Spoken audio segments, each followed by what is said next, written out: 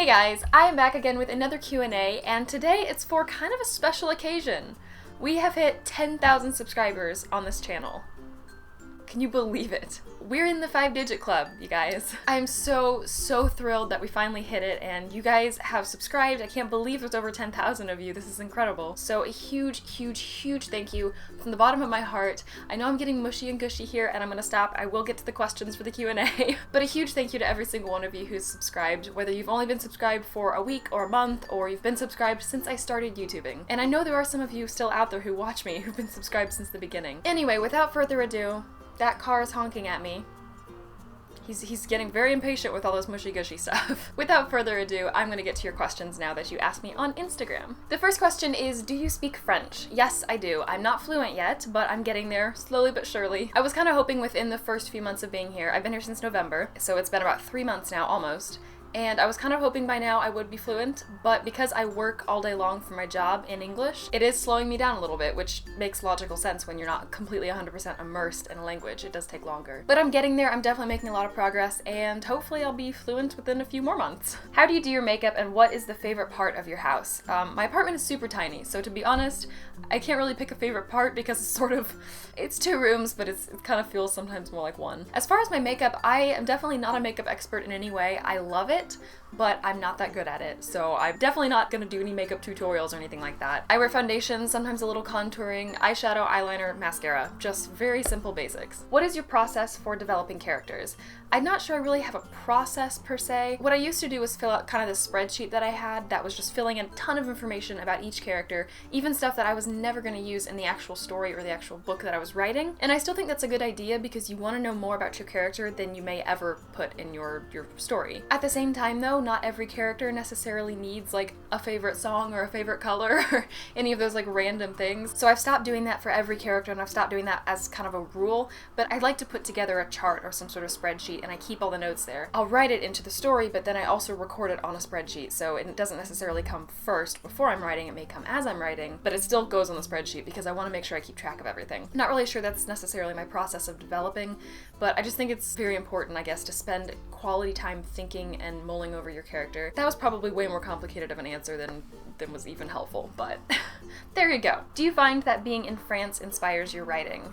Not really so far, but I think a lot of that is because what I'm working on right now is a book that I started writing notes for and I started inventing basically several years ago actually. So it's a project that actually I started long before I ever moved to France, and even I started it before I ever had visited France. Do you miss any American restaurants? Yes, I do. Panera Bread Company / St. Louis Bread Company, same thing. And I also miss Jimmy John's and also Noodles and Company. That might be the one that I miss the most actually. What is your favorite song and movie? This changes based on the day, probably. Right now, in terms of songs, I am kind of digging Ed Sheeran's 2 new singles. That seems super cliche, but I promise you guys, I liked Ed Sheeran before he became like all famous, before he toured with Taylor Swift. I really liked Ed Sheeran. So I'm not a trend follower, I'm just a loyal fan. And as far as movie, Lord of the Rings: The Two Towers. That one doesn't change. It's always gonna be Lord of the Rings. Did your French slang comprehension improve as you moved? And what's your current favorite French expression?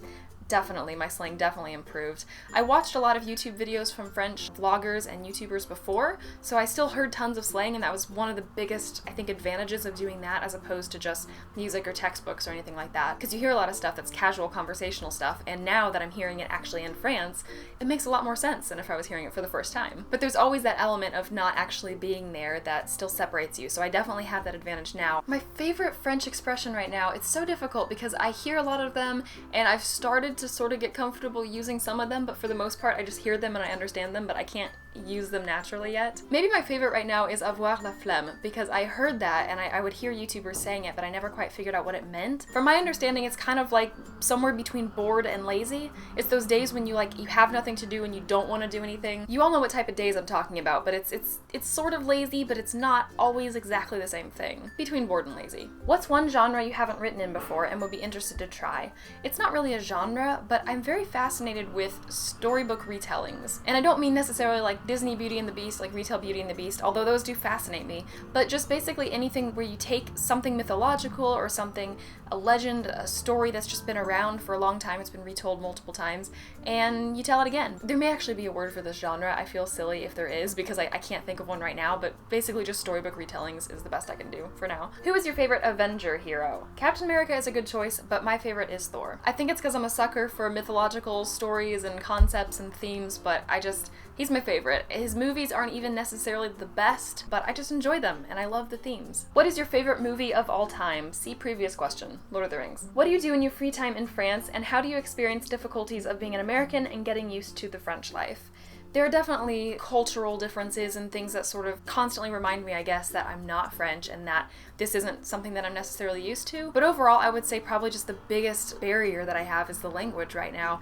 And it's very frustrating. I've had days when I've had an unsuccessful exchange with somebody, when I've not understood something, or when I've said something in a silly way and I feel very embarrassed about it afterward. You come home and you're just exhausted and you feel terrible about it, and that's normal. I think everyone needs those times, and even if you're not in a country where you don't speak the language, you're gonna have days like that when you fail at something or you feel like you failed at something, and it's stressful. It definitely is. But for the most part, on the average days, and on the good days especially, I just look at it as a challenge. Every time I discover something new that I have to learn, it's like, wow, that's so cool. Like, I didn't know that, and I sort of add it to my encyclopedia of information that I'm adding in my brain. I think it's just important that I give myself those evenings to feel crap about something that I've done and to cry about it or to eat chocolate about it or watch TV and resort to stuff that just makes me feel good for an hour or two or for an evening or whatever, and then get back at it the next day. I think that's the only way that you can really overcome difficulties in any type of situation, but especially cultural difficulties, challenges you face when you move to a new place. As far as free time, I record videos, I write, and all those normal things, but I also